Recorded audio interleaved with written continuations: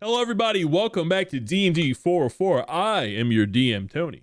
And joining me today are the other three animals in my pack. Fellas, why don't you go ahead and introduce yourself, starting with the rugged, tough, hairy, fuzzy Alec. Oh, wait. I get to go first? Oh, hell yeah. Okay. My name is Alec. I play Drell of the Ashbourne, and I'd have to go with the hippo. Hippos are sick. It's not They're fuzzy, like hairy, or dangerous rugged. animals. Aggressive. Wow. Yep. I wouldn't have guessed that. Yeah, Most dangerous animals in the animal kingdom. exactly. It is. It's up there. Yeah.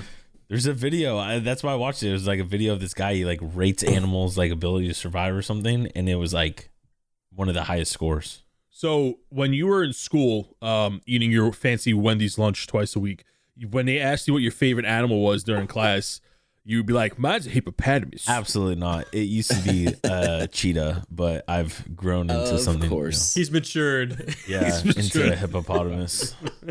Dude, cheetahs are overrated. They can sprint Oh, really absolutely. quickly, but then they are done for like They the also day. have really bad like genetics, right? I think they're kind of like Yeah. the pug or version of like Oh a shit. wild cat. Yeah, they have like really bad genetics and they get sick and stuff I also would Yeah, not play it's true. cards with them. because they're cheetahs. And Damn it, Dan, what do Tony. you got? Oh, it's my turn next. All right. I am the fox of this pack. Nice. Wait. I am Dan. I play Menace Pebblewalker, Tiny Little Stormkeeper, Ranger of the Ivory Boulders, and I would be the fox of this pack. What kind of fox are we talking? Yeah, describe your persona, Dan. Oh my god. We all know you're the furry of the pack. Yeah, Tony. okay, Dan. All right, I yeah, I'm the have furry. Wait, evidence. I'll put it in the Yeah. Discord. I have Oh, evidence. you have evidence. I don't know, a little fennec, or just like a red fox. Oh. See, Arctic foxes. Ooh, Dude. Arctic foxes too. I like every kind of fox, so that's a hard choice for me. Armo's checking in. Mine is similar to Dan's, but it is a red panda. It looks similar to a fox. Red pandas. I don't know if you've ever seen Kristen Bell dealing with a sloth. Yeah. That would be me with a red panda. I would just be like, oh my God, my life has come to a point and everything's downhill from here. But yes, I love red pandas. I want to see one so bad, and they have them at zoos, but I don't really like zoos just because it's like, All that. so I don't want to like support it, but at the same time, I don't know. Anyways, what about Tony? You gonna? I like bears. Pretty, just Mhm. a bear. Anything that can, roll around. Preferably like maybe a brown bear or a Of black bear. course. But my course. favorite animal growing up was actually a duck. I love ducks. So it's a toss up between the two. Depends on the day you catch me on, to be honest. But bears, mostly bears. And how about we stampede into that rundown? Stop trying to What is- force what are the we doing? conversation to change, Dan. Yeah, Dan. All right. No, now to stop Dan from further embarrassing himself, Jared, why don't you go ahead and give us that rundown? You know what? I hate you all. To stop this conversation, I'm gonna do the rundown. If you guys haven't checked out our website, 404pod.com, you should check it out. It has everything related to us, merch, homepage, of which has our full episode for your listening pleasure. You can actually even reach out to us on our socials, so please do that. And if you see some merch that you want to have added that you don't see out there, let us know on the Discord, which you can find under socials, 404pod.com. And now it's time for the recap. In our last session, the Bloodshard Bandits were ambushed by the most fearsome monster yet, their inner thoughts. In the midst of a flashback-induced coma filled with repressed memories, the heroes find themselves separated. Minas awakens sometime later, all alone. Minas then finds Drell, but in a moment of false respite, Drell attacks Minas, revealing himself to be a gooey doppelganger. As Minas runs in fear from Drell, he finds Armos and his doppelganger. A mirror match ensues, but the gang comes out victorious. And then finally they find Drell stuck on the ceiling. We pick up today's session with Drell's crash landing. Bard, play that intro and let's get on with the show. Good morning, good afternoon, and good evening, and welcome to the world of Humbrea, featuring 3 first-time adventurers and 1 very patient DM. This is DND404. We start today's session in the Twisted Cabin with the 3 of you in a broken, torn-up dining room, with Drell face first T-posed on the floor as he just fell from the ceiling when Armos and Minas freed him from the red goop. The house, the cabinet you are in, seems calm. The red tendrils have retracted back into the walls. The dim moonlight drips into the room through the cracked ceiling. The 3 of you also feel damp. You still have some of this red goop on you from when you were unconscious for an unknown period of time. What are you doing? Well, first, I'm watching Drell fall from the ceiling. Ew. Whoa, Drell, you okay? No. No, that kind of hurt. That kind of hurt. Here, take some of this. And I give him his alchemy jug with the ale in it. Oh, thank That'll God. get you right.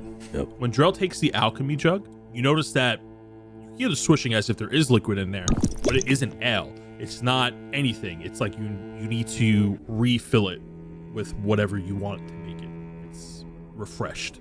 Okay. Okay, what the hell is happening with this house?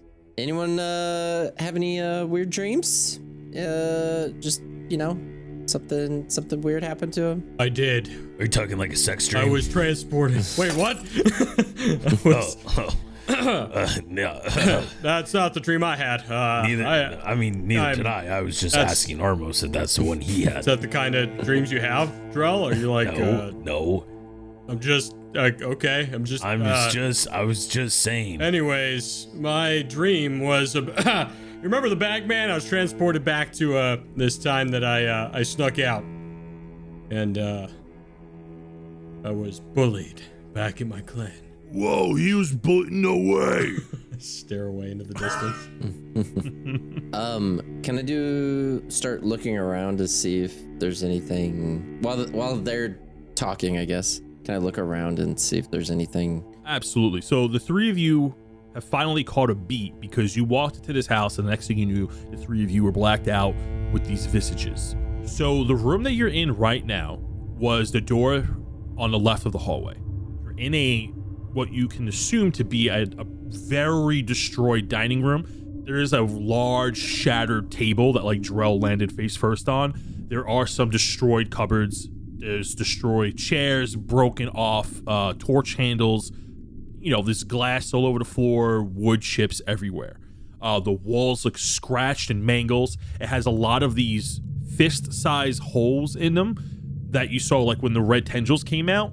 There's a lot of those holes everywhere. So right off the bat, you can assume that this isn't the first time that has happened in this place. You also see like some of these holes on the floor. That's what you get at a glance. Do we see any other like dead bodies of like people that make it look like they didn't get out of it? You can make me an investigation check if you want to take a look around the room. What about a perception check?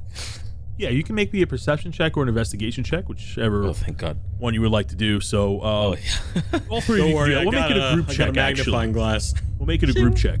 Yeah, let me make it. Okay. Yeah, we'll make me a perception or investigation check. I got a 17.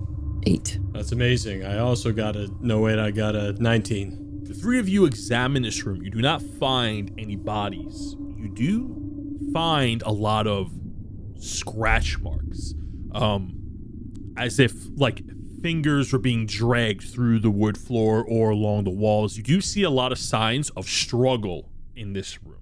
There is one other door in this room to the north, and that was how like Armos came in here originally. Mm-hmm. Do all the struggles seem to be going to the same point? Like how Drell was tethered, fake Drell was tethered to a point? Do they seem to be pulled that direction, or are they pulling towards a window or a door? You know what I'm saying? Or does it just seem random? From what you've gathered, the tethers from fake Armos and fake Drell, the tethers were coming up through the floorboards, but the tendrils were coming through the walls. At this point, Armos is kind of still on a mission to figure out if everything's good or not, and also like blood's kind of in his ears because of everything that he saw and all that stuff from last time. So Armos, I think there was a door in the back. Let's check it out. yep. And then I nod to Menace and follow him into the room where we fought the fake Armos. So the three of you walk into the foyer, and this room seemed a little bit more intact than the dining room was. This is the back side of the house. Now, there are still a lot of these holes in the wall that you see, but the couch and chair seem to somehow maintained its integrity. There is like a large animal skin on the floor, like a rug, and you do smell embers from the fireplace in the corner of the room. Huh. All right. Well, first things first. Armos, did you set something on fire? I think I smell smoke. Nope. Someone was here recently. Wasn't me. We need to figure this out. Keep pushing through. Let's clear the house and make sure there's nothing else that we see. I try to open the door on the right side of the room. Menace, you go to have a look at the door, and it is unlocked. It is a wooden door, steel, with steel bearings on it. It is on both of its hinges. It doesn't look like it was ever busted through or opened in a very long time. The floor around the door still looks very dusty and caked over. Yeah, All right. Weapons at the ready, boys. Yeah, Reginald, you go first. Yeah, Armros, you got this, right? I just shoot him a look. Hey, look, we all have roles here, okay? He's the beefcake. Menace is the artist, okay? I'm the brains on Armos' shoulder, okay? Kind of seems like a diss almost, but all right. Anyways, yeah. We open the door. Yeah, I still got my weapons ready, yeah, and I open the door. You open the door. Creaks open. You actually feel some resistance on the door as when you push the door back, you're like dragging this rug that was like pushed up against it. And the hinges crack as you open the door, and you feel it become loose. And it starts to become easier as you push it, and it's like breaking off the hinges. This room looks like more of a study with a broken down bookcase in the corner of the room. There is a fold out cot that looks completely ripped up, torn to shreds. There is a chair that looks usable in the further corner of the room next to a window that isn't fully barricaded. It has a piece of wood that was like hanging off, like somebody may have ripped it off to go through the window at some point, and reveals more of this enclosure of trees surrounding the house. And on the same wall that you just came in through the door, there is a staircase descending. I suppose I just kind of tiptoe into the room and wave the guys in. And is there anything like a drawers or anything that we can look through? Is it all just kind of broken down, kind of like rubble? There, next to the chair in the room, there is like a nightstand.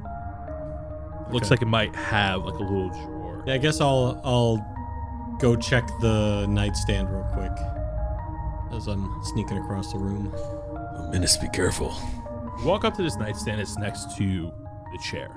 You can get like a clear view of the basement stairs. You look down, and at the bottom of the staircase, there's this wooden door that looks very beaten up.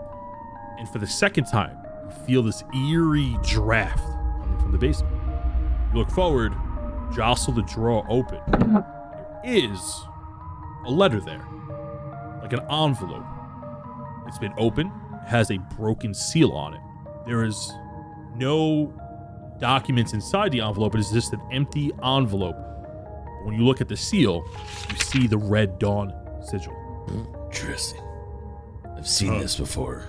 Menace, you recognize, guys, you recognize the symbol, right? Wait, what is this? And I have it upside down. Armos, you've seen this before, right? Yeah. I kind of like position it so it's like away from Menace. It's just more like in front of Armos. Let me see that. Is there anything else on it? Or is this just the envelope that had It's just thing on an there? empty envelope with a broken seal, like a red stamp that encloses it. Yeah, a red seal, and the red seal was the Red Dawn symbol. Is there anything in the envelope at all, or is it just empty? No, like little piece of paper, nothing. You don't find any paper or anything, but if you like to try to do something to it. Yeah, if there's anything left over, I could probably cast mending. But it's just an envelope. It's very old. I can make the envelope look better. It's just an envelope with a broken seal, from what you can tell. It's very caked over with dirt. When you open the drawer, like it took a little bit of strength to get it back on the tracks to open it.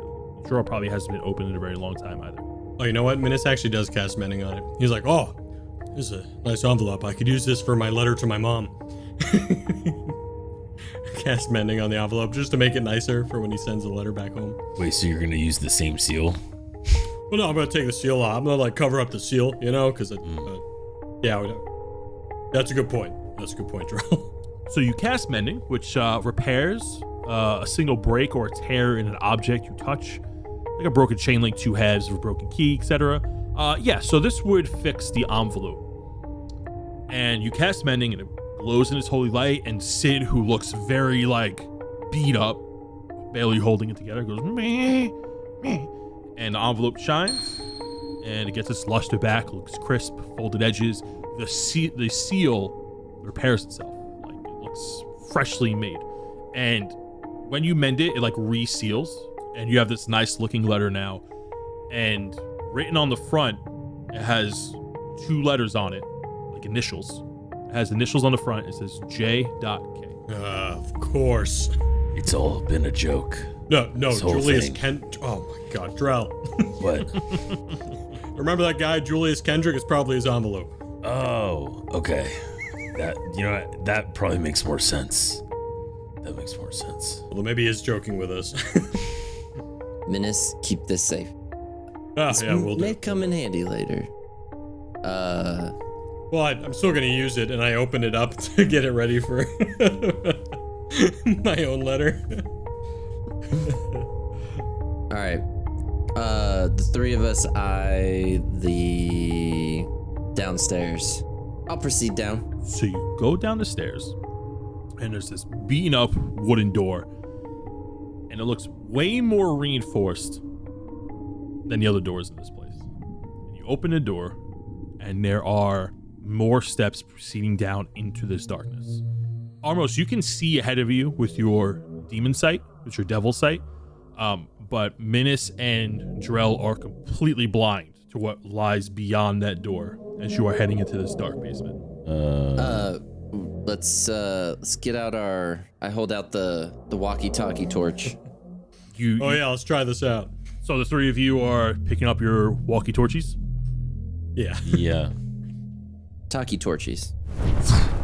All three torches ignite at the same time. And as they ignite, they are actually illuminating red. They are not illuminating green, as every other flame you've made here before. And they do produce a small amount of heat, despite the other flames you have made here. And as you take out the three torches, there are creaks and snaps within the torches. Kind of like a house settling, or wood settling within itself. And then the torch that you're holding, you see a mouth unfold in it. You go, yeah, and this wooden tongue comes out. It's been a minute. And you see the torch cracks moves the head of the torch like it's cracking its neck back.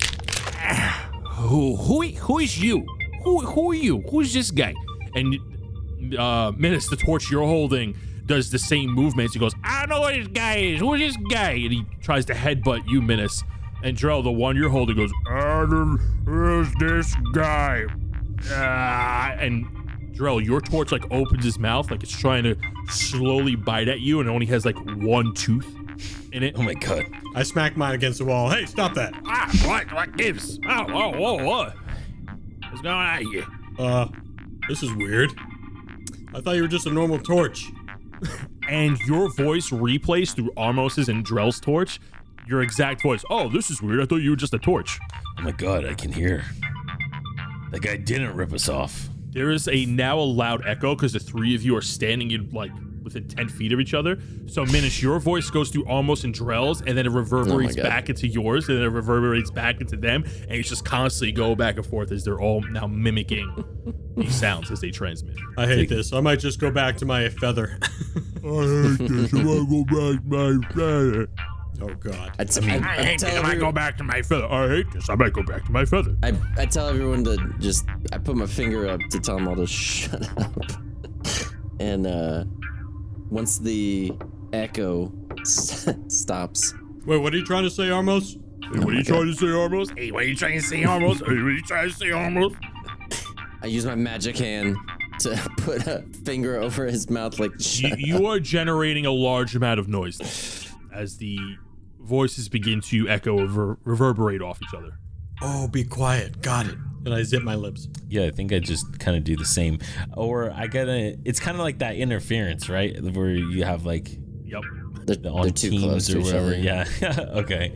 Then I kind of just start backing up to the point where mine doesn't get picked up. Can we turn these on and off at will? Yes. All right, so I turn mine off. All three of them, when you turn yours off, the other two go off at the same time. What the fuck? Okay. I turn mine back on. The other two turn back off. No, wait, bro, I gotta say something. I turn mine off. All right, so here's my thought. We turn these torches on, and Armos has demon sight, so he goes in first. And then, Drell, you can be in the front of the house, and then I can be in the back of the house. Then Armos can tell us if anything bad happens, and we'll rush down. Wait, so you want to stay up here where the house just like took us over? We gotta make sure nothing chases him down there, you know? I mean, Wait. Can we just do that by going with them? I got an idea. We leave them off, and if something bad happens, we turn them on. Or Yeah, I got a better idea. What if we just leave one of the torches here on, so then we can hear if anyone's coming up behind us? And that's then a great idea. We can leave two of them here. Why would we? Okay, sure. You guys leave yours here, and I'll keep mine. And I'll make sure I'll listen to see if anyone's coming in, either side of the house or coming up behind us. Yeah, I'm basically like a lightning bug anyways, and I pull out my glowing mace when I have my glowing feather in. Yeah, so I think that's what we do. We're going to keep one up here. We're going to take the other two. Two up here. I'm going in front, and then you guys are following me, is what the plan is. Yeah, we can keep two. So the three of you go down the stairs as you leave one of the walkie-talkies up the stairs, so you can kind of hear if anything's coming through. I like it. And as you leave, not just like laying there. We make it look like it's supposed to be there. No, we just leave it in the doorway. What's the matter? Okay. Well, I mean, they put it out. At least we'll know. You hear That's Mrs. the like, thing. "Hey, what am I doing over here? Why am I on the wall? What's going in? What is? Hey, turn him off. Turn him off. No, we need him on. As you go down the stairs, it's just a scream. I think we should help him. No, we don't gotta help him. He's fine. Almost his torch seems like the sensible one. And as you go down the stairs, the torch still screaming in the background. Okay. So when they talk, we don't hear it on the the other No, torches. when the torches talk, God. they don't transmit. Just your voices transmit. So we don't. The only way we can hear the torch screaming is like from it echoing down, not from actually coming out of the torch itself. Correct. Okay. So stupid. So just to go over these mechanics, because you guys haven't fully explored the torches yet. The three torches are linked to each other. When you talk into it, it uses your voice and it sends it through the other mouth of the two torches, just like walkie-talkies. The added nuance to it, because Silver said he would sell these cheap, is that they all also have their own personalities to them, and the three of them talk to each other when they're on. And I'm very much regretting our purchase. You guys take about 15 steps, and the scream upstairs seems to just go to a hush. You still see the light at the top of the stairs, but you feel like you've traveled further into the basement than you originally perceived, and it is a dark stairway. You reach the bottom of the stone stairs, and there is an iron door, round in shape, between two stone walls. The staircase width is only about 10 feet, if that. Three of you are actually kind of snug down here with Drell. What are the three of you doing? Opening that door. Open the door. Oh my God. Open the door. I'm going to hold your character there for a moment.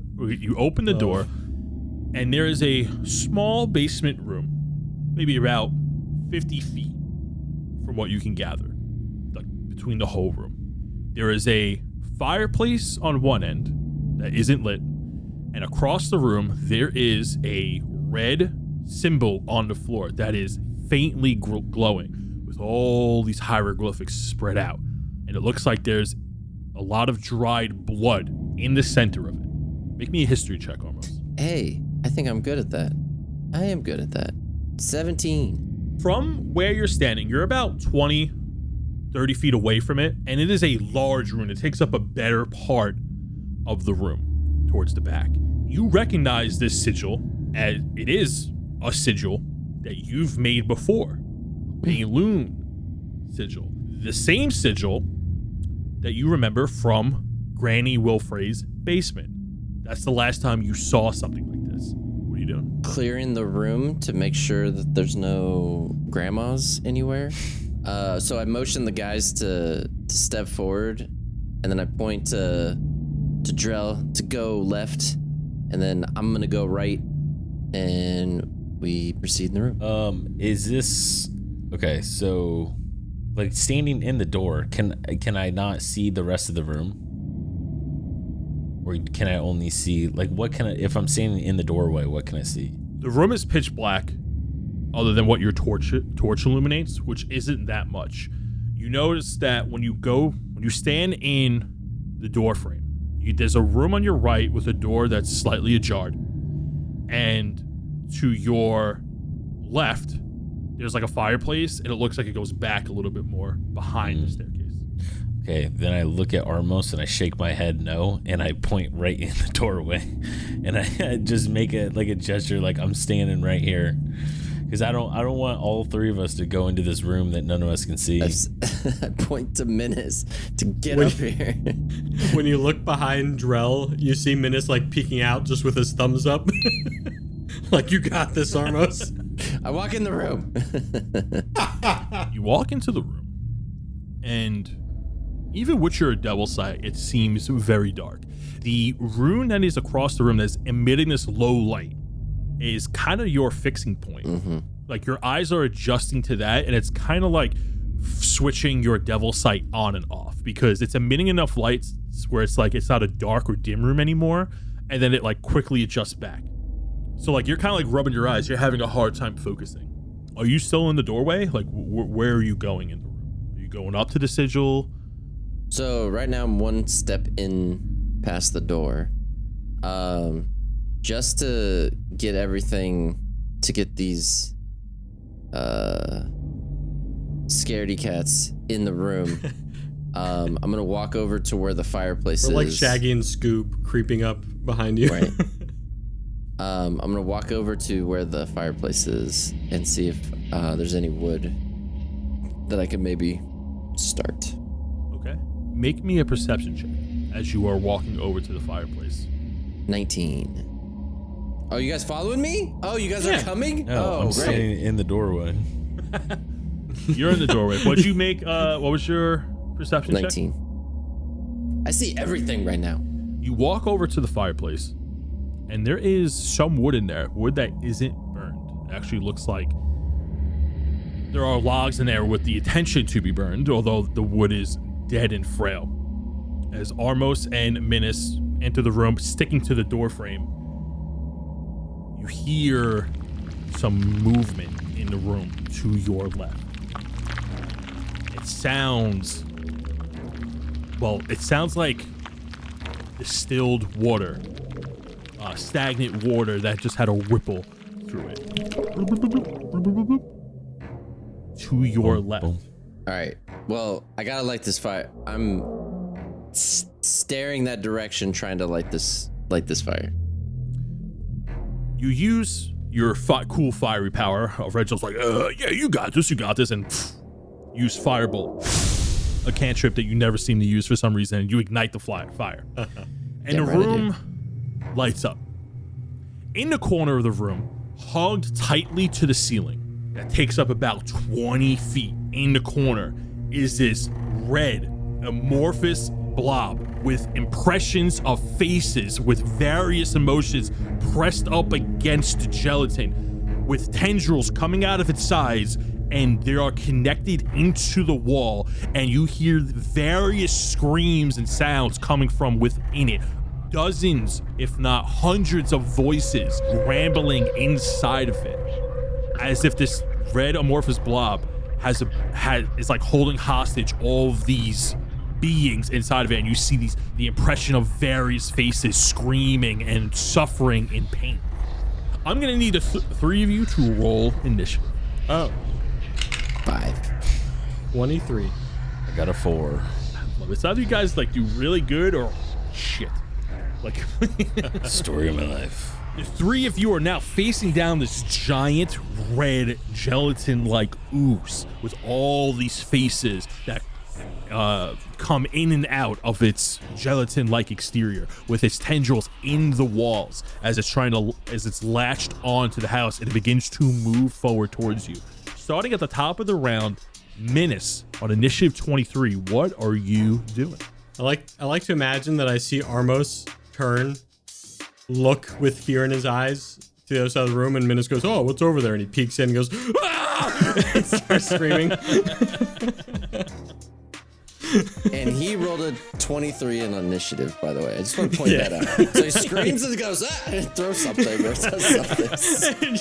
It goes, yeah, he gets far enough that he's next to the thing, goes, "Ah!" and just panic starts hitting this thing. This blob is massive, by the way. It is taking up a large chunk of the room in its space that it's occupying. It is a pillar of like blood ooze. I'm just gonna hit it with my Mace of Disruption, and hopefully that does something cool. So that is, the first one is an 11.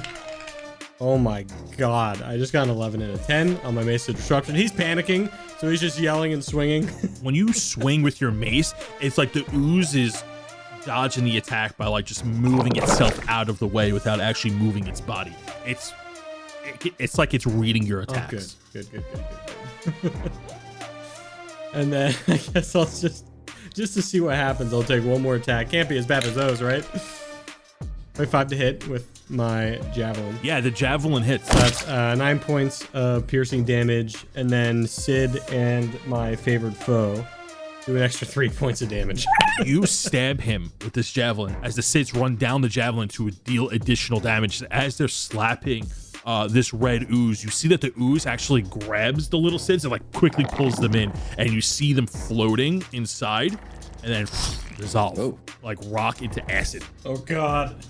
We're gonna move to initiative 19, which is this red amorphous blob. As Minish, you ran up to it, started swinging at it. It dodged some of your attacks as if you telegraphed them really badly, and then you managed to get a good hit on him with the javelin, as it's now going to use its tendrils as it just shoots out from its body right in front of you, making 2 attacks, hitting you with a 21 and a 22. Ouch. You're gonna take 19 points of bludgeoning damage and an additional 16 points of psychic damage as this red ooze slaps you, like punches you right in the face. When the red tentacle hits you, you feel like you're being stabbed with it, like it's punching and grabbing you at the same time.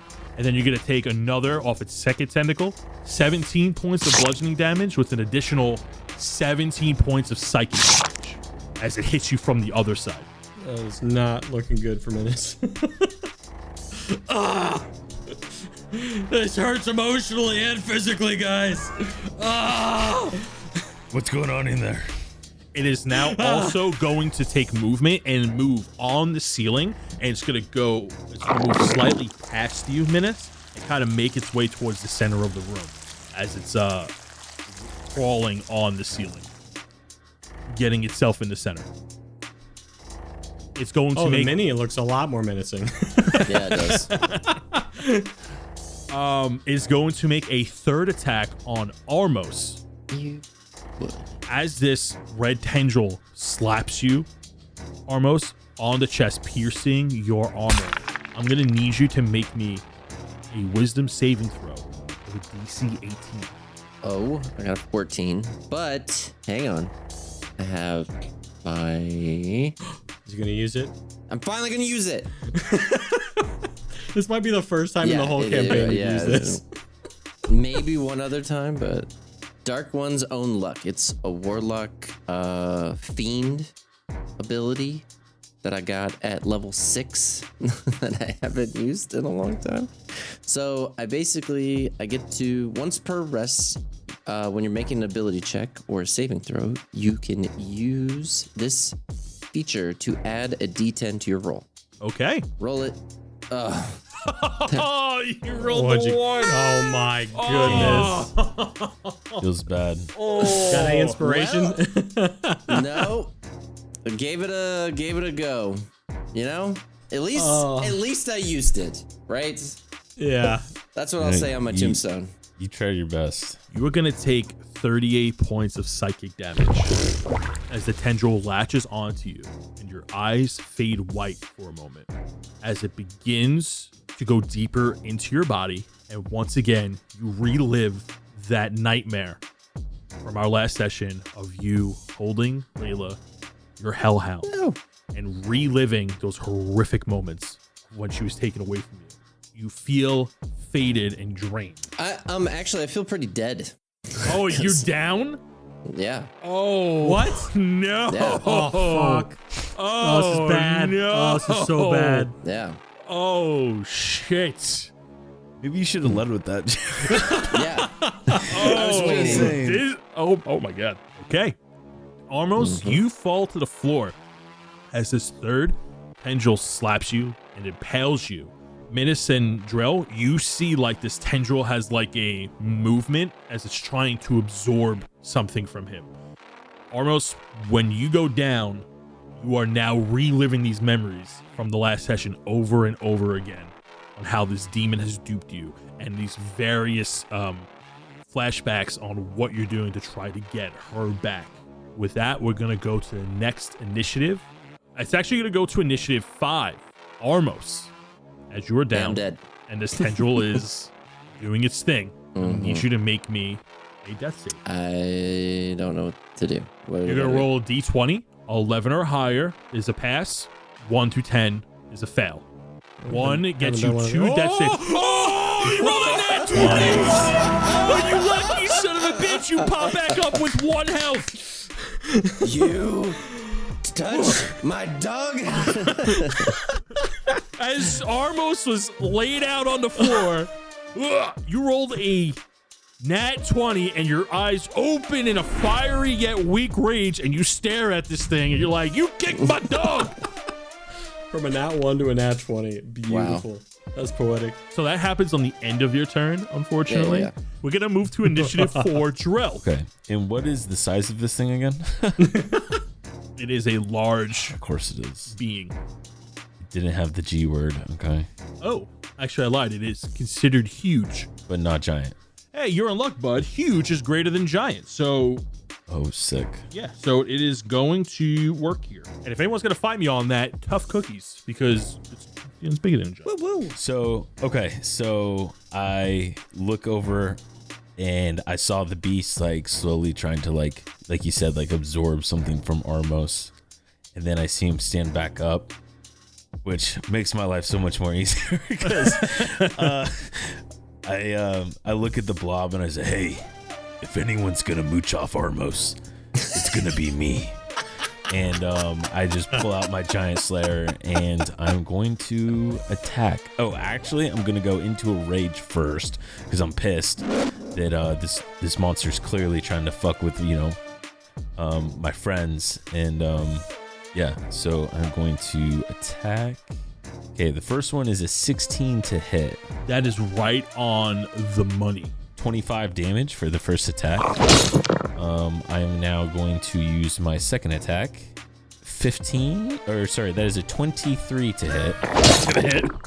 That is 28 damage the second time. So I'm gonna go ahead and attack recklessly for because I'm going to action surge. So now I'm going to attack recklessly for these ones.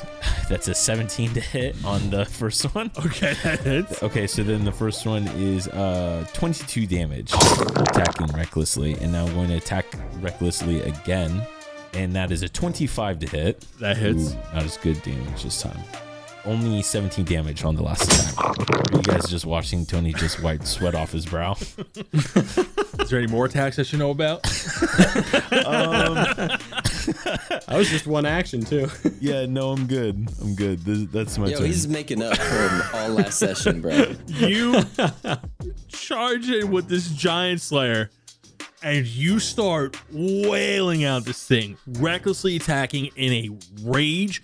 And when you swing, you are taking massive chunks at it as all this red goop begins to fall from it. All the faces that's like in there are appearing on its exterior are all showing the same emotion, anguish and horrifying pain. It looks like this thing is suffering. What else are you doing? That's all I'm gonna do right now for my turn. Awesome. We're gonna move to initiative 23 minutes as this thing crawls over you, barely hitting you, because it is a huge creature on the ceiling, and the ceiling is only about 20 feet tall. It like just goes over you.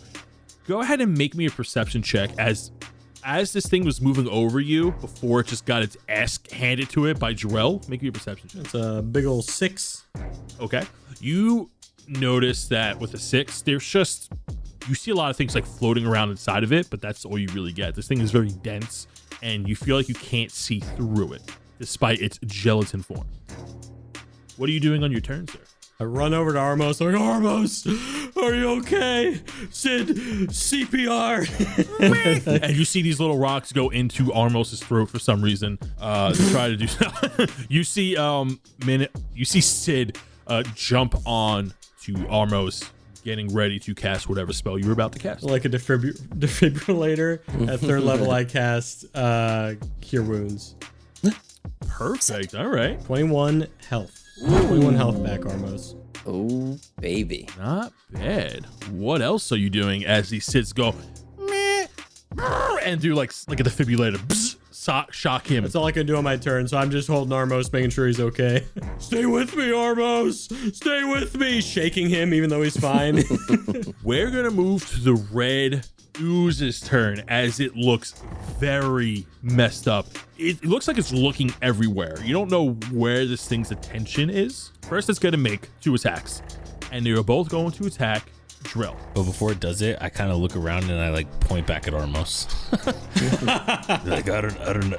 It wasn't me. It was that guy. With a 16 and 15, these 2 tendrils just go past you as the attacks seem very hazy when these tendrils launched out of its body, almost like it was dazed. Are you reacting to that? I am. I'm going to repost that bitch. Fuck! Oh God. Okay. Hold on. Think. Fuck. Okay. I have a 9. I rolled a 9. Yeah, that is going to miss as you go to try to repost it, and it oozes and stretches around your weapon. What the fuck? Get away from me. It is going to make a 3rd attack. I'm going to need you to make me a wisdom saving throw of a DC 18. See, I was born for this. Don't worry, guys. Oh, that's a dirty 20. Let's fucking go. Nice. Fuck out of here. How? Dirty fucking The wise 20. man. The wise man. I don't know what that means, but I feel like it's probably good. Son of a bitch. This 3rd tendril comes out, and as it like latches onto you, this 3rd tendril is actually like double the size of the first 2 attacks, and you like bash it off as this one like tried to stab you, but you were able to rip it off in time, and it wasn't able to get anything from you. It is now going to take its movement, and you see it on the ceiling. It begins to rumble and ripple, and it goes through the ceiling, through the cracks. It is not in the room. Since I'm standing right in front of it, would I not get an opportunity attack? Since you said it was latching onto my sword. No, because you already used the reaction. We don't hear it through the torch. That's upstairs? why he specifically asked if I was reacting to this, because he knew that I was going to do that, and then he knew it was going to run away. I see what he did there. Smart guy. Like jello through the crack, goes straight up into the house. The crack that it actually went through is like in between two floorboards. It's not even like a hole. Very tiny. And then you see little thin tendrils come from the ceiling into the room, going to the floor. And the thin tendrils are like illuminated with like an ethereal blue light. And as they hit the floor, they begin to bubble. These 6 tendrils bubble, get bigger and bigger and then bigger. I need a volunteer. Hey, Minus, you go first. Roll me a d6 twice. D6. Yeah, roll me a d6 twice. Let me know what numbers you get. I got those things. 5 and a 1. Drell, roll me 2d6. Tell me what 2 numbers you get. I got a 6 and a 4. Almost, roll me 2d6, please. 4 and a 2. These 6 tendrils begin to bubble, and then 6 humanoid shapes of people you recognize. Atreus Huge, Jews, 2 Gretchens, a halfling in a green cloak, looks like Bandobaris, and the last one is Alara Dawnstar. These 6 figures appear before you. They are wearing the last thing you've seen them in. So you got Atreus Buse in his full set of armor holding a greatsword. His eyes, all their pupils are white. Atreus is wearing his full set of plate armor with his paladin sigil on his tabard. Jubes is there, wearing her tattered clothes, her leather armor destroyed, covered in stab wounds. The last time you saw her dead. You see 2 Gretchens. The shopkeeper, the one that was the assistant at the blacksmith, and the other one that was at Thumbus Wolfrey's alchemy shop during the zombie horde that you weren't able to save in time, all eaten up. You see Bandobaris, looks perfectly fine. It's the last time you saw him. He looks like he's in his heist clothes. And then you see Alara Dawnstar with her 2 swords out, wearing her wolf mask. Yeah, we're gonna move to initiative 5, Armos, as you see this giant red ooze flee and these 6 tendrils come down, taking the form of people you've met before but haven't seen in a long time. What are you doing? So the tentacles came down, formed these actual individuals. Do we see them still being puppeted? Yeah, so you saw these 6 tentacles come down and then morph into these 6 characters that you've met before. They all are standing in like a circle, ready to fight. You're staring them down. You see Jubes has 2 daggers in her hands, sharpening. It's like, you let that heist go to waste, mate. Alara goes, oh, I'm gonna enjoy this. I'm gonna really enjoy it. As she's sharpening her swords, Atreus is like, to take out another demon would be my greatest honor. Bandobaris is doing backflips, and Gretchen is screaming at you. He's like, you let me die! You didn't help! You didn't help! And she looks like she's barely holding on, as she has like giant elongated claws, zombie-like features. Still shaken up from the vision that I had when I almost died. With Menace right next to me helping me up, I'm like, I just shout, no. Oh, wait. Oh, wait. Looking at the table, I see my mistake. Since they're all directly in front of me in a perfect cone, I cast Hex with one hand and saying, that's for earlier. And then I use Burning Hands and I say, that's for Layla, as I shout it out. And they have to do a dexterity saving throw. Menace, who the heck's Layla? I don't know. I've never heard that name before. Get him, Armos! They failed. So it's 33. But then, did I hex them all or just one of them? You hexed one of them, but it doesn't matter. It was a lot of damage. I see, as a DM, I see the mistake that I made in this fight. As these 6 people, you got Treyas, Jubes, Bandobars, 2 Gretchens, and Alara Dawnstar screaming at you, trying to remind you of your mistakes that you've made, calling you a dirty devil, a demon that should have perished long ago. Treyas is getting ready to attack, and the 2 Gretchens lung at you like zombies, and you cast Burning Hands, dealing 33 damage to the 30 health minions, incinerating all of them, and then the tethers catch flames and go into the ceiling as you just killed 6 creatures. I love that. This scary, crazy thing is happening. All these monsters happen. Poof! Flames. Yeah, I mean, I made a mistake. Drell, I think Armos is fine. I mean, yeah, it looks it. So keeping the same initiative now that you've effectively cleared the room, we're going to keep the same initiatives, but you are temporarily out of combat for the moment. What are the 3 of you doing? So are we going up there to finish this thing? I don't know. Absolutely. And I like push. I'm so ready at this point and just pumped up off temporary hit points. I push my way up the stairs looking for the first thing to just make a movement. Hands ready. Yep. Okay. Up we go. Up we go. 3 of you go up the stairs, back into the study, and you find yourself in the study alone, with no sign of the red ooze. You must have killed it, Armos. Absolutely not. I'm still just eyes set ablaze, looking. I'm gonna go room to room, just ready to go. I want to search for the creature and see if I see any signs of where it went. Yeah, you go ahead and make me an investigation check as you're looking for signs of the creature. So I whip out my magnifying glass. Wow, that's a natural 20. Except for my terrible rolls earlier. Of course it is. Of course it's a natural 20. I even get. This is I whipped out my payback for magnifying last glass, session. Tony. This is payback for last session from all the nat 20s I got. Now I'm just getting embarrassed here.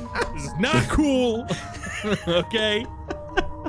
This is supposed to be hard, damn it. So yeah, Let me see if I can find it, guys.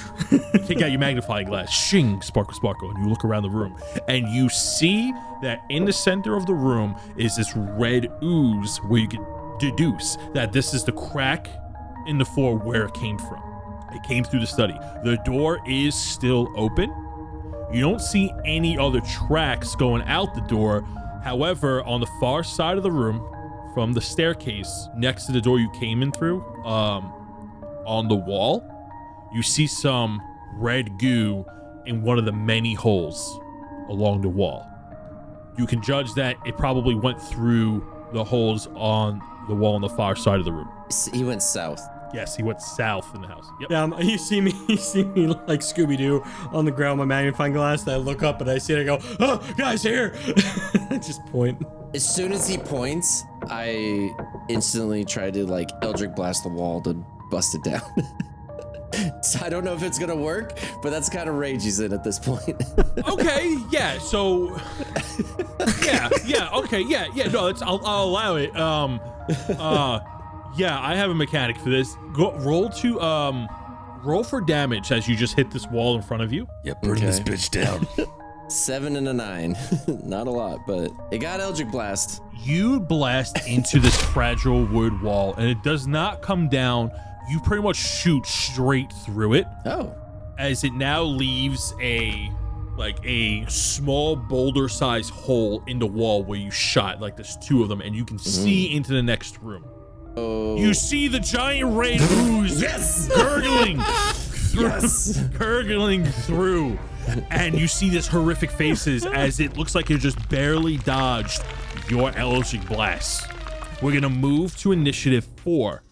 Drell. Well, don't worry, guys. I think I got this. And I just pull out my Giant Slayer again, and I just move up to the the giant goo and I just say, "Hey, little buddy, remember me?" So you But can't there's a like wall walk in up to between it. us. There's a wall there.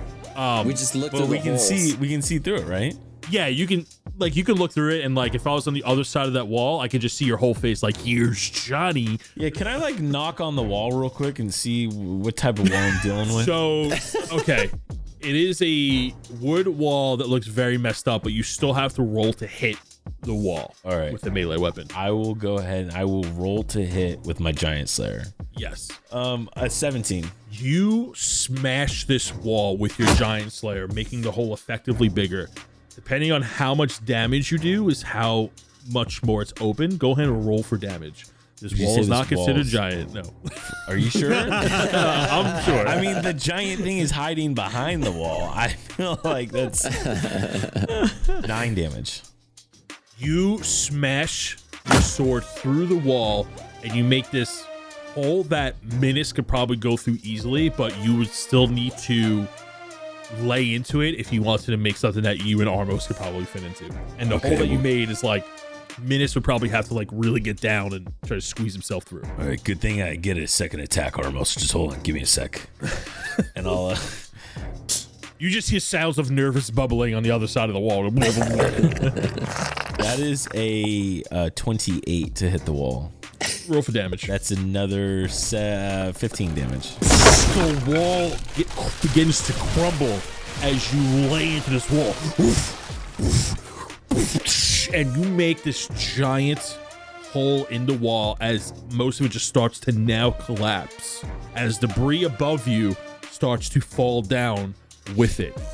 As it was a load-bearing wall. That's how I twisted it. Okay, so the house begins to shake as it was already leaning between two massive trees for any type of structural integrity.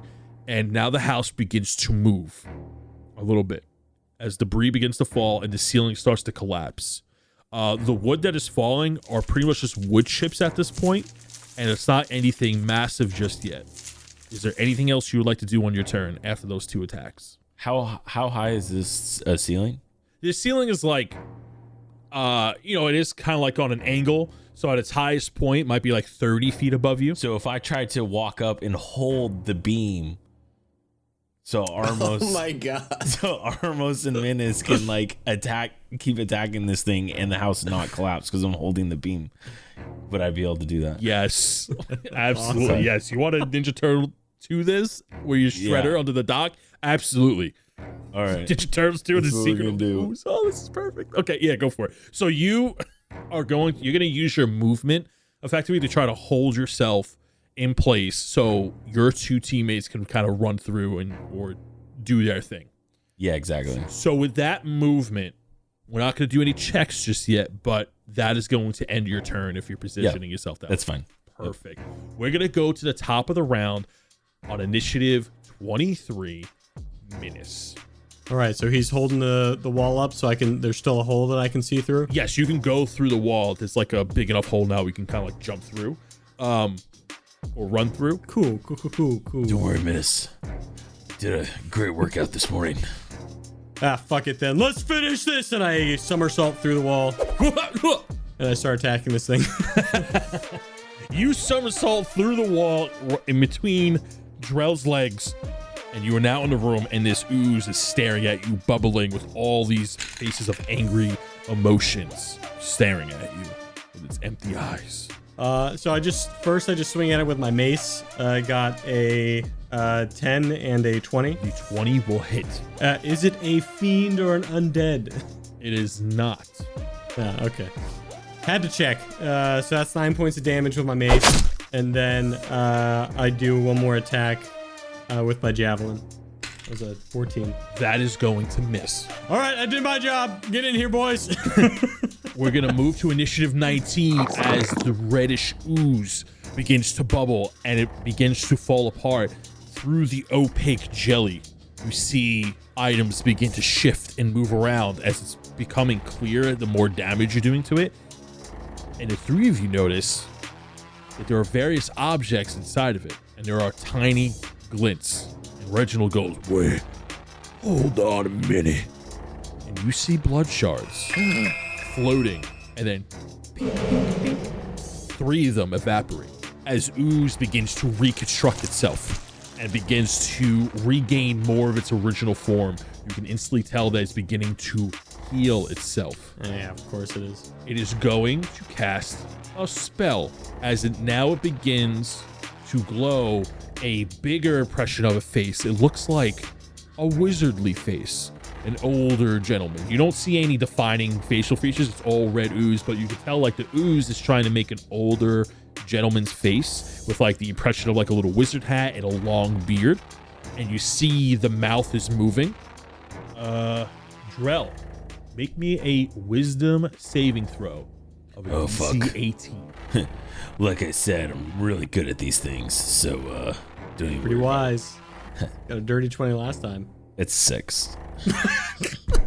Drell, as you are holding this house in place, you look forward to see what Minas is doing, and you see this wizard jelly-like face begin to cast, and you fail the wisdom saving throw as you are now charmed. I mean, my mom always said I was charming.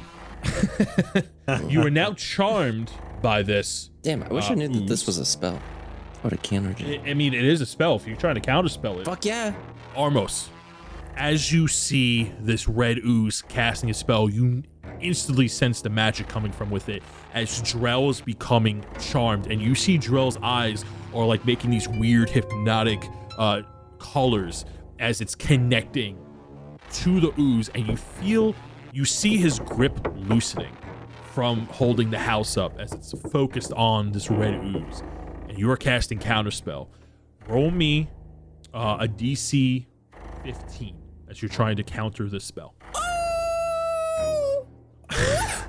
Almost, what'd you roll? I rolled a nat 20, and as I see Drell slipping, I say in his voice, "No, you don't."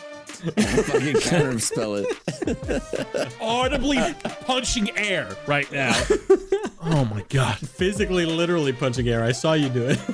It's actually a 24, if you're curious, so I don't know. Oh, okay. As Drell is becoming charmed, you counterspell it, and the face drops. That's wonderful.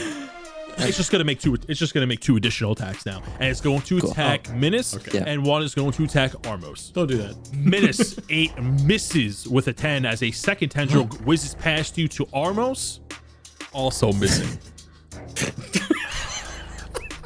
And it is now Sorry, Tony. going to move as it begins to shift through the doorway into the hallway as it moves 20 feet westward into the hallway. We're going to move to initiative 5. Armos. You ain't going nowhere. And I hey, run almost. into the room. I see it kind of going into the hallway, and I sprint as fast as I can to catch up to it with no cares of my own will, just trying to get this thing dead as possible. I'm going to do Eldritch Blast. Okay. A 23 for the first one, and a 21 for the second one, Yeah, those hit. which is 13 damage and then 12 damage. Wow. And just as, even if it killed it, I don't care. We hellish rebuke, and I said, "Reginald, get out!" Yeah, let's do it.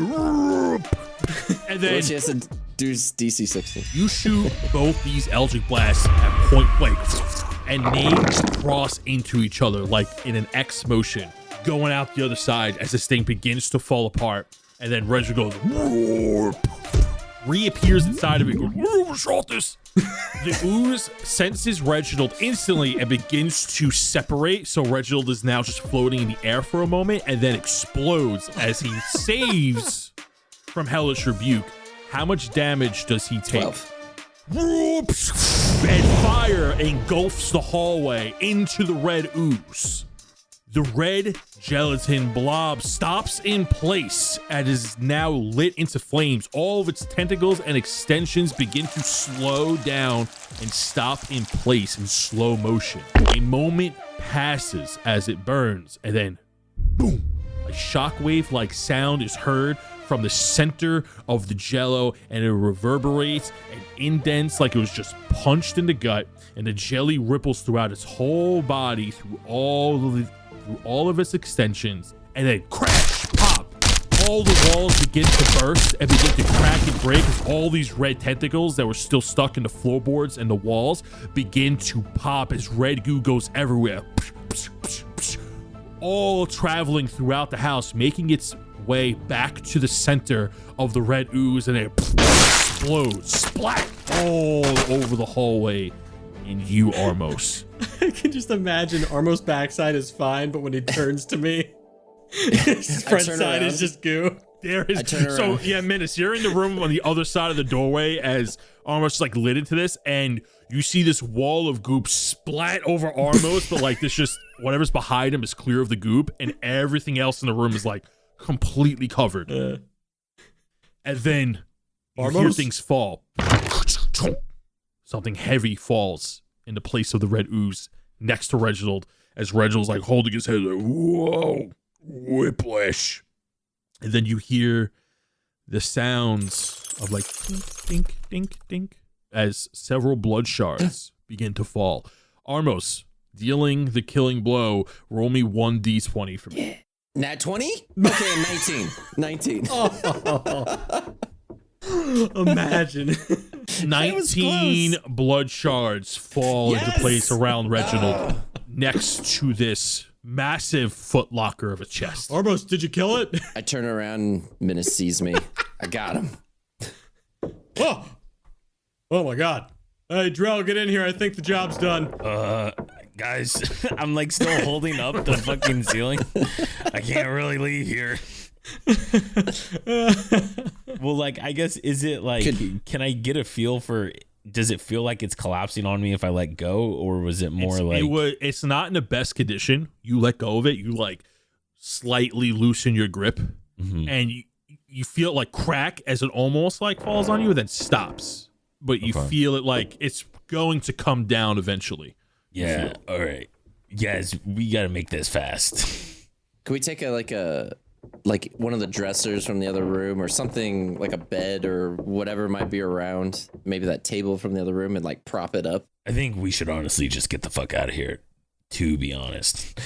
I think we should definitely try to go back down there though and see what else is down there before we leave. Yeah. I'm peering through the hole and I'm like, hey, Drell, just take that barricade down. Meet us on the other side. Well, Menace, why don't you go open that chest real quick though? Yeah, I'll do that while you're taking the barricade down. I turn around and I start scooping up blood shards.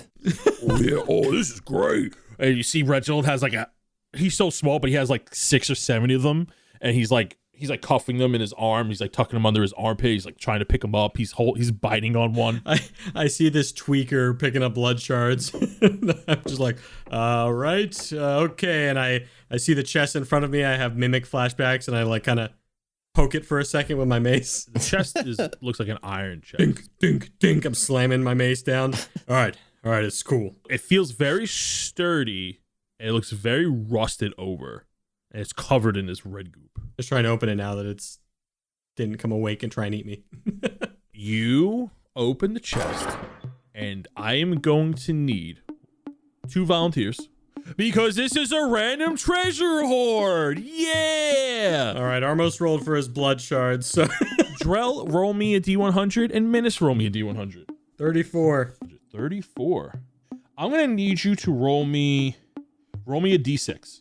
Got a 1. Roll me a D100 one time. 67.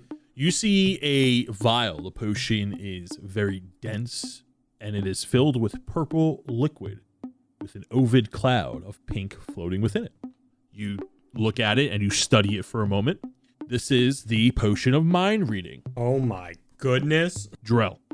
39. Okay, roll me a D6. 5. Okay, roll me 5 D100s. So let me know what each unique number is. Okay, first one is a 94 plus 85, 28, 20, and 6. So with the 94, you see these pair of glasses made of crystal. The lenses are crystal, and they fit over your eyes almost perfectly. They're very small lenses. What was the next number? 85. There is a scroll in there, and the scroll is bound up, and the ribbon has the image of a seal on it. You recognize this as the Scroll of Protection. Ooh. What's the next number? 28. you have the potion of clairvoyance, which you've gotten this before. Yeah. What is the next number?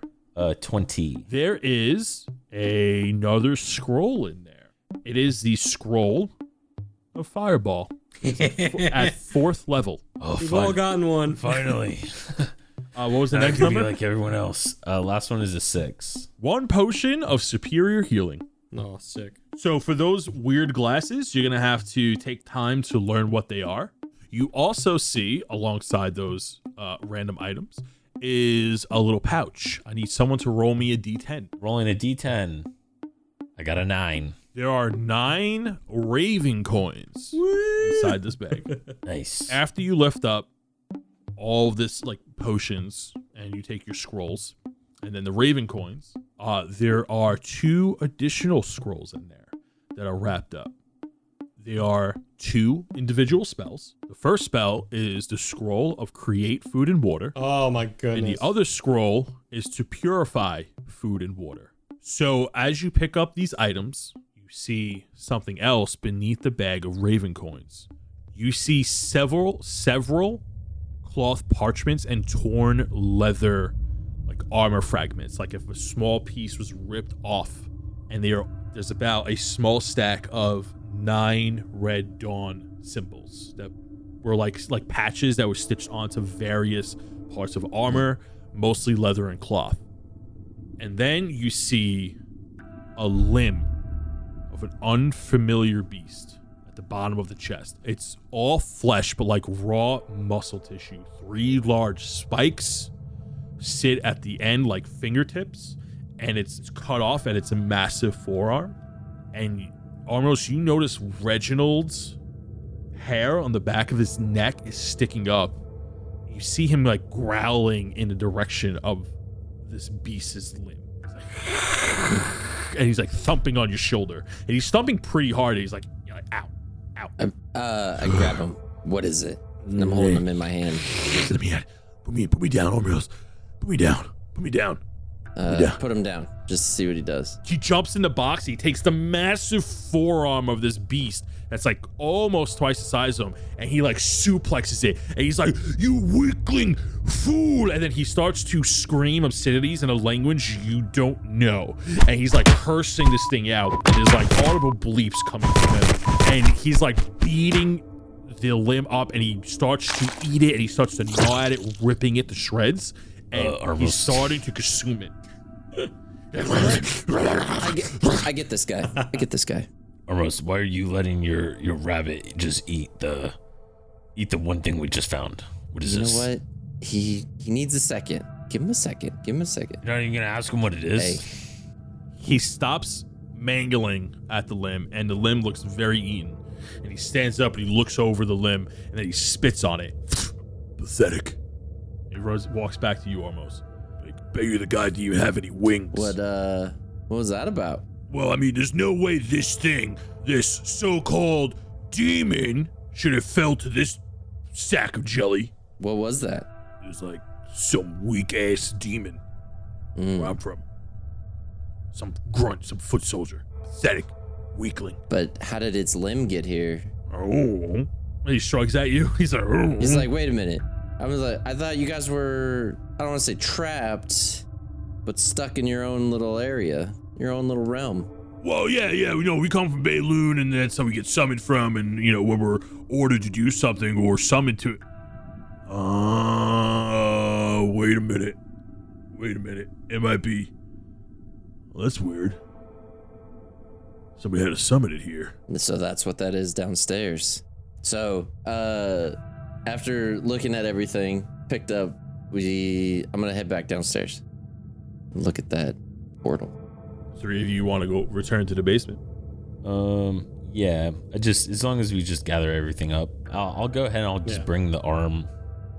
I toss it to Menace and I ask him to hold on to it. You throw this bloody arm, this demon forearm at Menace. Like blood splats on you. You never know what you'll need it for, Menace. I got the leather patches. There was 9 of them. The 3 of you return to the basement as the house is creaking a little bit, but being held in place. We return to passed the the basement. torch on our way down, and I'm like, "Hey, good work watching the door." And you all extinguish the flame, and it stops screaming. Yeah. And you return to the basement to look at the symbol, and it is still glowing, as faint magic still resides within the room. And that is where we're going to end this week's session. What a good old little episode. Good old little episode. Oh, yeah, what a great episode. Oh, man, this should have been... So real quick, we're ending this episode level... Oh, we're level 11 now. Question mark? 11? Well, yeah, what level are we again? It's already 9. You're ending this episode leveling up to level 10. Damn Here we right. go. We All those nat collectively jump at the same time and high five. Yeah. Yes, the three of you have leveled Freeze up frame. to level 10, and we will Oh take my this God. moment to take a short or long rest at your discretion. Yes. You guys can choose that now if you like. However, you have used hit die before, so the only way to get those bad boys back is to take a long rest. You get the additional one from leveling up. But if I don't, Let's just take a long rest. Why not? Just fucking chill for a sec. Whoa! Do you know how many temporary hit points I got? Let me tell you. Keyword is temporary. I know. Also, Yeah, I would like that's to why add that he- Minus is not feeling too hot, I don't think. Yeah. He's seen better days. Yeah, All right. My vote's long. Sorry, Yes. Armos. All right. Take a long rest here. Perfect. Okay. Whew. So the three of you went down to the basement and you guys leveled up. I'm just mad how that went down. This fight should have been way different. Honestly, I thought it was hard. I thought it was personally. the greatest thing we've ever done. If you saw the stat block of this thing, it'd be like, it should have killed one of you. Yeah. Almost killed me. Well, I mean, it got Armos down. It did, and then he rolled a... How many nat 20s did you roll almost? I don't even know. Between the three of you. All I know Oh, is you crap. poked the bear. You poked the bear, Yes. and you're gonna get the horns. He Yeah, that literally works has out. those. Yeah, you literally So have you them. guys got some, I will admit, we'll talk about it more in the after show, some underwhelming random loot. So I thought you guys would get a little bit cooler stuff, but I made you guys roll on a really good table. Mhm. So it was just unlucky, but the rules dictate as a random horde, that's what you get. And I try to do that every so often because it just adds a little more spice of life to the episode. Yeah. Into the session, you know? So yeah, we got a lot to talk about on the after show. This was a hefty episode, I It was think. good. And a good fight. Good fight. A lot of cool stuff to come. I did not think you three were gonna finish the fight in this session. I was sorely mistaken. And on that note, does anybody have any closing remarks before we move on to the Patreon shoutouts? Fuck walls. Go through them. Just go through them. DM puts up a wall, literally just break it Yep. down. Yeah. Obstacles aren't in the way; they are the way. There you go. All right. Any recommendations? Anything? Yeah, Last of Us. Go check out Last of Us. The new episode is dropping in I have tonight, not seen and it. I'm so you haven't? Oh, I dude, know. I haven't Oh, seen it. it's great. really good. It's actually so good. Yeah, I've So heard it's good. super good. Yeah. I can't believe how good it is adaptation to the game. That's all So I'm at the saying. time Yes. of playing this session, only one episode would have Yep. dropped. The second episode being tonight. Yeah. So far, so good. But we'll see. Yeah, very much. You may I not eating our walked- words by the time the session is I aired. went into that series thinking they had just released it all, like most series do, and I was extremely upset that I was not allowed Yes, to binge that right? show. Oh my God. I watched it at midnight, waiting, and then I was like, "Oh wow, I wonder when the next episode is." And I was like, "Oh, we randomly started watching it, and it just dropped that night." And I was so like, "I have to wait a whole nother week now." Oh my God.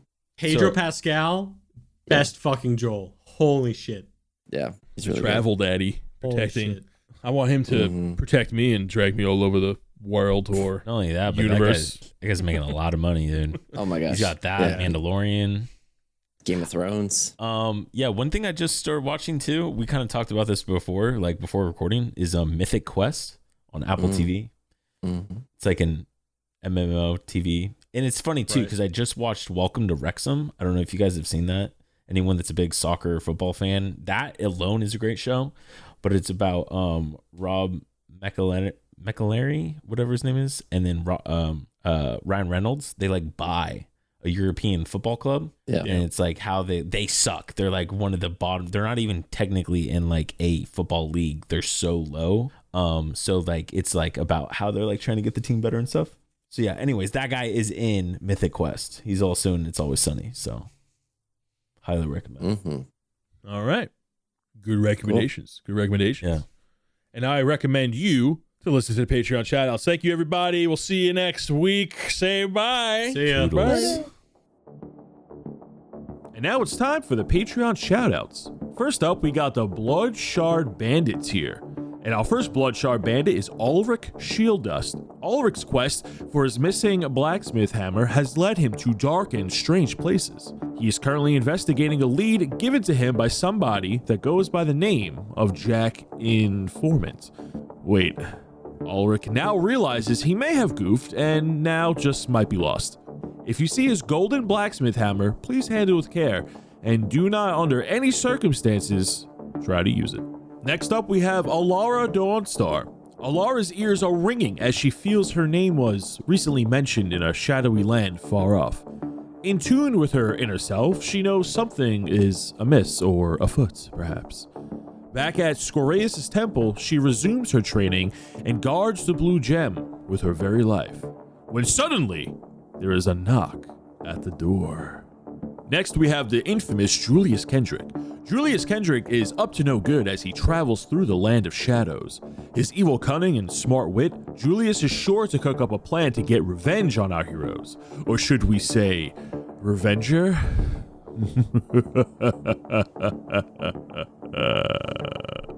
Next up is our newest member of the Blood Shard Bandits here, Rains. Rains is newly promoted in the world of meteorology, bringing a whole new meaning to the name of meteorologist.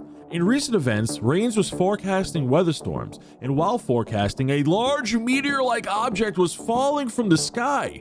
Who could have been behind such a meteor? No one knows, but luckily, Rains was there to save the day. Now we're going to move on to the Sidja College alumni tier. First up, we have Artemis. Artemis has been hearing strange noises in the Alchemy dorm house at the Sidja College. As head of security, he has taken personal interest to the cause of all the ruckus. Destroyed closets and mysterious roughhousing will not go unpunished. Next up is Robert Crisp, an artificer with determination and big plans. But recently, while working on some new tech, there was a slight malfunction, causing the rocket-powered orb of transportation to fly off into the distance in a fiery blaze. But fear not, he's confident that it won't hurt anybody. Lastly, for the Sidja College alumni is Ralamus. Ralamus is one of our newer gnomish members of the Sidja College alumni, rocking his way through South Trillis. Ralamus is the lead singer to the band named Beholder. Very fitting, because when they start a show, it's all eyes on him. And when Ralamus takes the stage, don't let his small size fool you, because this barbarian is sure to make any party into a rager. Now we're going to move on to Humbrea's heroes. First up is Alex Dredd. Alex has returned home with a fresh bounty. Dead, of course. But Alex Dredd does what Alex Dredd do. Shoot first, ask questions never. Next is Man with Glass, and we have an update with his court case with Man with Stone. It seems during a very physical witness testimony cross-examination process, they have finally moved to closing arguments. And during closing arguments, Man with Glass shattered the proverbial mirror and brought the jury to tears. We await for jury deliberation. Lastly, we have Sergio Rodriguez, a vagabond, wayward, traveler of the solstice who wanders the land of Humbrea. But what does he seek? Perhaps a fight? Or simply a place to hang his hat? And that's it for this week's shoutouts. If you would like to be added, go on over to our Patreon, found in the link down below. And until next time, everybody, have a good one.